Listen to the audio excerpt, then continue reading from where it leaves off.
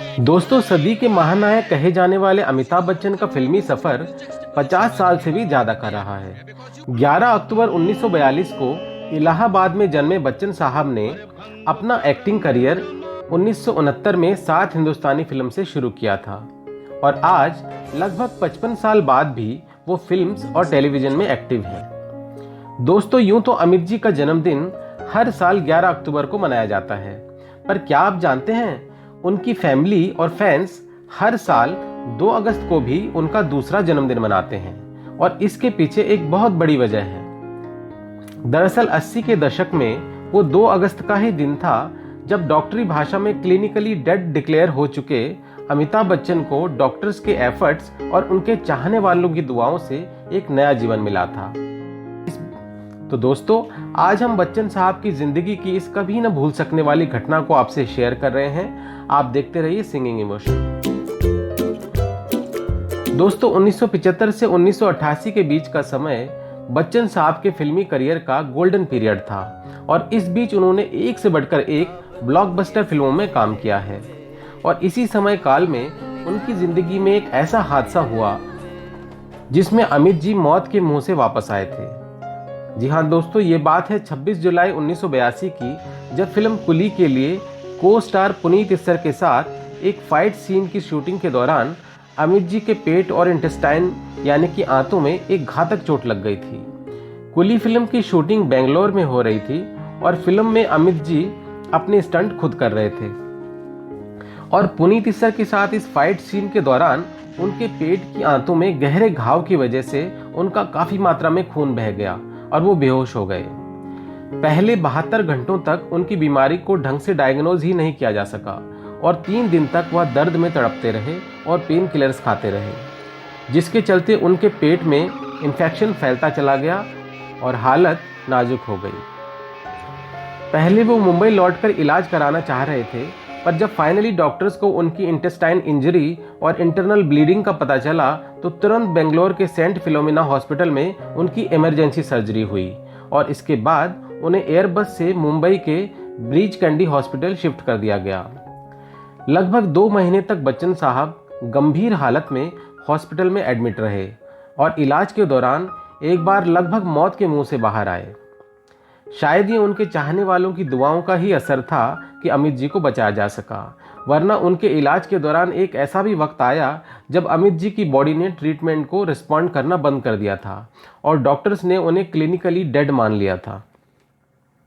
इस दिन को याद करते हुए अमित जी एक इंटरव्यू में बताते हैं, कुली फिल्म की शूटिंग के दौरान हुए इस हादसे के बाद बेंगलोर में मेरी इमरजेंसी सर्जरी हुई और इस सर्जरी के 5 दिन बाद हम मुंबई गए। इस बीच टांके टूट गए और मुझे एक और सर्जरी करानी पड़ी। मुंबई में हुई सर्जरी के बाद मैं 12-14 घंटों तक एनेस्थीसिया से बाहर ही नहीं आ सका और कोमा में चला गया। वो 2 अगस्त 1982 का दिन था जब एक समय डॉक्टर्स को लगा कि अब सब कुछ खत्म हो गया है, क्योंकि शायद ही कोई पल्स थी और बीपी लगभग 0 हो गया था। मेडिकल टर्म में इस कंडीशन को क्लिनिकली डेड कहा जाता है।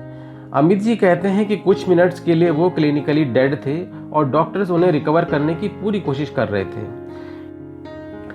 इस उम्मीद में कि शायद कुछ हो जाए, डॉक्टर वाडिया ने बच्चन साहब को एक के बाद एक 40 कॉर्टिसोन इंजेक्शन दिए और फाइनली देश भर की दुआओं ने असर दिखाया और अमित जी को बचाया जा सका। 2 अगस्त की इस घटना को याद करते हुए बच्चन साहब की पत्नी जया बच्चन जी बताती हैं, जब मैं अस्पताल पहुंची तो अमित जी के भाई घबराए हुए थे। उन्होंने मुझसे कहा, आप कहाँ थी? हम आपको ढूंढ रहे थे। उन्होंने मुझसे कहा कि मुझे हिम्मत रखनी होगी। मुझे अपने कानों पर यकीन नहीं हो रहा था। मेरे हाथ में हनुमान चालीसा थी। तभी डॉक्टर दस्तूर वहां से गुजरे और उन्होंने मुझे देखकर कहा, अब केवल आपकी प्रार्थना ही है जो कुछ कर सकती है। लेकिन शौक की वजह से मैं कुछ समझ नहीं सकी।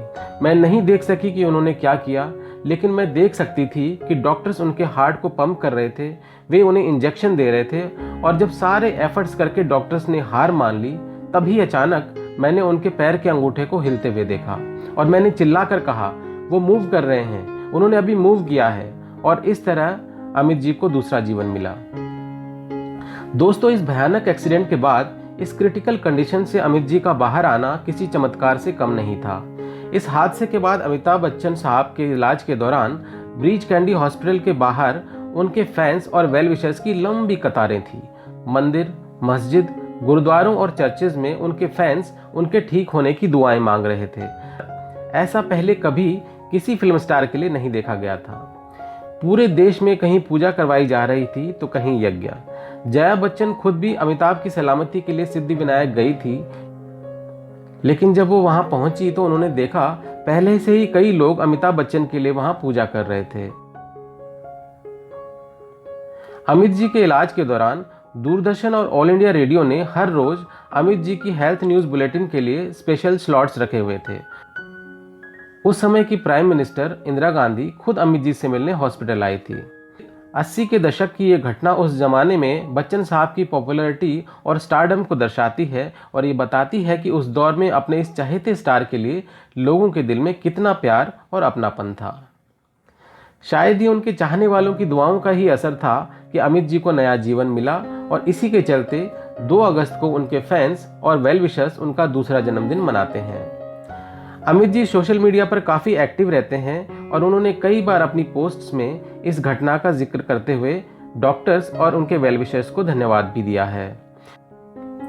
वो कहते हैं, जिस तरह से देशवासियों ने मेरे लिए दुआएं की, ये उसी का असर था कि मैं सरवाइव कर पाया और ये उन लोगों का मुझ पर ऐसा ऋण है जिसे मैं कभी नहीं चुका सकता। इस घटना के बाद बच्चन साहब के कुछ फैंस कुली फिल्म के विलेन पुनीत इस्सर को इस एक्सीडेंट का जिम्मेदार मानकर उन्हें हेट मेल भेजने लगे थे और इसलिए पुनीत काफी बुरा महसूस कर रहे थे।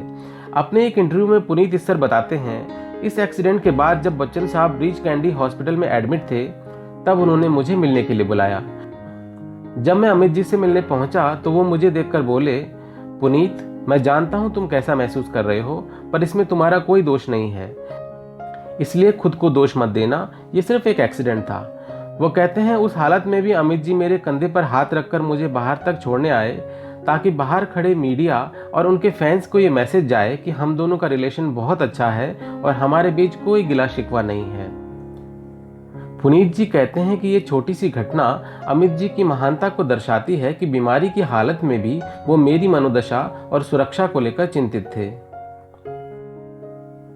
इलाज के बाद अमित जी की रिकवरी भी कम मुश्किल नहीं रही। एक समय ऐसा भी था जब वो अपने पैरों पर खड़े भी नहीं हो पा रहे थे, पर उन्होंने कमाल की हिम्मत दिखाई और लगभग 6 महीने बाद 7 जनवरी 1983 को कुली फिल्म के सेट पर वापसी की। उन्होंने फिल्म के डायरेक्टर मनमोहन देसाई से जोर देकर कहा कि वो उसी सीन से शूटिंग शुरू करना चाहते हैं जिसमें वो घायल हुए थे और फिर उन्होंने ठीक उसी फाइट सीन से पुनीत इस्सर को वापस पंच करते हुए शूट पर वापसी की। ऐसा करके वो इंडस्ट्री और अपने फैंस को ये मैसेज देना चाहते थे कि वो पहले की तरह फिट और फाइन हैं और काम पर वापस लौट आए हैं। अपने काम के प्रति ऐसा डेडिकेशन और स्पिरिट बहुत कम लोगों में देखी जाती है। दोस्तों, इस घटना के बाद अमित जी की जान तो बच गई, लेकिन इलाज के दौरान उस जमाने में जानकारी के अभाव के चलते एक और गंभीर बीमारी का अमित जी शिकार हो गए, जिसका पता उन्हें इलाज के पूरे 18 साल बाद चल पाया। सन 2000 में बच्चन साहब को एक हेल्थ ट्रीटमेंट के दौरान पता चला कि उन्हें हेपेटाइटिस बी की बीमारी है। दरअसल ये बीमारी एक लापरवाही का नतीजा थी। जब कुली सेट पर हुए हादसे के बाद अमित जी को खून की जरूरत पड़ी तो ब्लड डोनर्स की भीड़ लग गई थी। 200 डोनर्स के जरिए उन्हें लगभग 60 बोतल खून चढ़ाया गया था। उस जमाने में हेपेटाइटिस बी की बीमारी काफ़ी नई थी और जिसके चलते ज़रूरी प्रिकॉशन नहीं लिया गया और बच्चन साहब को हेपेटाइटिस बी से इन्फेक्टेड व्यक्ति का खून चढ़ा दिया गया, जिससे अमित जी भी हेपेटाइटिस बी से इन्फेक्टेड हो गए थे। ये बात खुद अमिताभ बच्चन जी ने केंद्रीय स्वास्थ्य मंत्रालय की तरफ से हेपेटाइटिस बी के कैंपेन का ब्रांड एम्बेसडर बनाए जाने पर बताई थी। अमित जी ने बताया कि हेपेटाइटिस बी की बीमारी के चलते उनका 75% लीवर डैमेज हो चुका है और अब वो सिर्फ 25% लीवर पर काम कर रहे हैं। वो कहते हैं कि यूं तो इंसान सिर्फ 12% लीवर से भी काम चला सकता है, पर कोई भी इस कंडीशन में नहीं आना चाहेगा। हेपेटाइटिस बी के अलावा भी अमित जी कई हेल्थ प्रॉब्लम से जूझते रहे हैं, जैसे एस्थमा और माइस्थेनिया ग्रेविस नाम की मांसपेशियों की एक बीमारी जो बहुत ज़्यादा मेडिसिन लेने से होती है। इसके अलावा हाल ही में बच्चन साहब को कई बार फिल्म्स और टीवी शोज की शूटिंग के दौरान चोट भी लग चुकी है। दोस्तों, अमिताभ बच्चन जी सिर्फ फिल्मों में ही एक्शन नहीं करते, बल्कि रियल लाइफ में भी वो एक फाइटर हैं, जो इतनी हेल्थ प्रॉब्लम्स और इंजरीज से फाइट करने के बाद भी 81 साल की उम्र में अब भी एक्टिव हैं और 5-6 अलग अलग प्रोजेक्ट्स पर काम कर रहे हैं। उनकी कई फिल्म्स रिलीज के करीब हैं और इसके अलावा वो पॉपुलर टीवी शो केबीसी भी होस्ट करते हैं। Through this video we wish Amitabh Bachchan sir a long and healthy life. और अगर आपको हमारा वीडियो पसंद आया हो तो इसे लाइक और शेयर ज़रूर कीजिएगा और ऐसे और वीडियोस के लिए हमारे चैनल सिंगिंग इमोशन को सब्सक्राइब कर लीजिए। जल्दी ही मिलते हैं एक और नए वीडियो के साथ। तब तक अपना बहुत बहुत ख्याल रखिएगा। Thank you for watching.